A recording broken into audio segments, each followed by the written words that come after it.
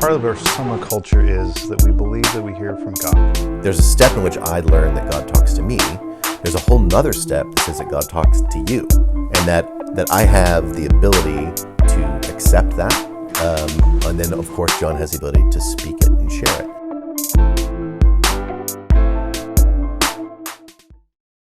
Hey, good morning, everybody, or good afternoon, where you may be. Listen, it is right now. It is March 30th, which means we're in the middle of all of the COVID stuff, and we're getting ready for Tempus Divum to do our plan for Easter. When we talk about Easter, we are by definition talking about the resurrection. Now, to be clear, of course, right now, like the situation in the world is a little bit unusual, so we don't have our normal camera and everything else. I'm doing this outside at the park, one of the few places we get some quiet around the shop.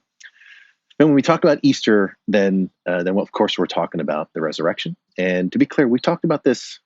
We put this on the schedule months and months ago. In fact, it was back in January. And I don't know why. Presumably, just a call from the Lord. I've just really had it on my heart to talk about the bodily resurrection as a real serious thing. I didn't really know what that was about, but it seemed really important. But the thing is, with all of the coronavirus business, we almost canceled it. We almost canceled this whole topic and just did something that was lighter. But the truth is, the more we thought about it, the more this seems actually much more appropriate, much more important, given the situation where it is. So to kind of get into it, the session you're about to see comes from actually a woman who is a teacher at George Fox University. Go Bruins. And it was given at my church actually several weeks ago, probably close to a month and a half ago now. And as I was listening to her, I thought that's the sermon that we need to have on Tempus Divum. So just the way this is played out, it turned out to be, I think, actually really germane. So here's the thing. Right now, a lot of people, a lot of sermons, they're talking about fear. They're talking about how Jesus gives us a command not to fear.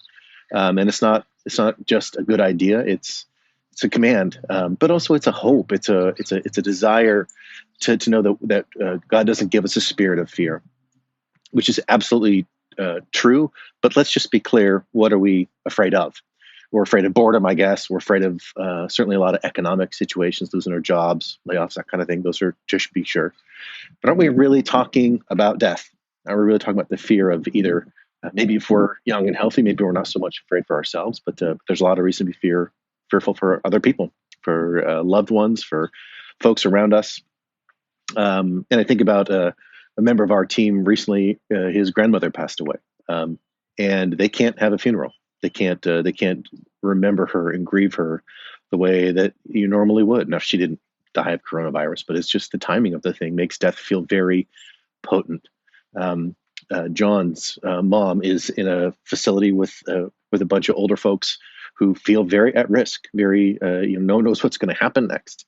Got to be clear, Amy's doing just fine, but it makes you think, Now, Paul says that the resurrection is the cornerstone of our faith. It's not the cross. He says that without the resurrection, without the hope of our physical bodily resurrection, we're the most to be pitied, because we put our whole faith in a lie. This idea that it's not death that has the final word. To be clear, there's no promise that we'll be just peachy keen and kind of live fruitful, happy, healthy lives until Christ returns. That's not the promise at all. In fact, it's the opposite. But what it's the promise is that death doesn't get to win. And that this thing that is sort of it puts the lie to any section of faith, any section of philosophy, that in the end, that we all die. That's what he says is he's staking all of Christianity on this one thing, that we get to live again. That the center of the Christian faith is not the cross, it's not forgiveness, but rather it's life, and life to the full, and physical bodily life. The first, the cross, makes the second, the empty tomb, makes it possible. Now, our hope isn't also that we'll just carry on in the spirit world, right? It's not just that we'll be sort of like happy, haloed ghosts rolling around in our with our wings and our harps up in heaven. Although for a lot of people, that's their entire picture of what comes next. This is just a really thin, boring, ephemeral existence. It just happens to be better than It's sort of like fire and brimstone, but that's not the promise. The promise is that we are resurrected in the body, in flesh and blood. And not just that, but that we have bodies that eat and drink. In fact, Isaiah 25 talks about a great feast in heaven where there's going to be lots of wine and best meat, whatever you think about that, when it says God swallows up death forever. Let me just also point you to Soma's logo. We chose Vitruvian Man. I should say the logo was chosen for us, but Vitruvian Man to me speaks to a question of that we wanted a logo that spoke to something that was deeper than just than I don't want to say just the spiritual, but not only the spiritual. That our original glory is older than our original sin.